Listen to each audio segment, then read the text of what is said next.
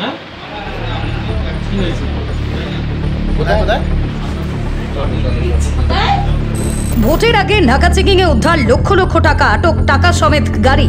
Executive ম্যাজিস্ট্রেটের উপস্থিতিতে রেসরা থানার পুলিশ ও নির্বাচন কমিশনের কাজে যুক্ত কর্মীরা গাড়ি থামিয়ে তল্লাশি করে বিভিন্ন এলাকায়। চার চাকার গাড়িগুলোকে থামিয়ে ডিকি খুলে তল্লাশি চালানো হয়। রেসরা বাগখালের কাছে উত্তরপাড়া থেকে শ্রীরামপুরের দিকে যাওয়া একটি গাড়িকে সন্দেহজনকভাবে তল্লাশি চালানো হয়। তখনই গাড়ি থেকে উদ্ধার হয় লক্ষ লক্ষ টাকা। টাকার কোনো প্রমাণ না দেখাতে পারায় টাকা সমেত গাড়িকে আটক করে রেসরা থানার পুলিশ। পুলিশ সূত্রে খবর, ধৃতের নাম ভগবান পাঠক, বাড়ি বিহার। রেসরা থানার এক আধিকারিক জানান, গাড়িতে করে টাকা নিয়ে যাওয়া হচ্ছিল। টাকার কোনো প্রমাণপত্র না পাওয়ায় টাকা আটক করা হয়।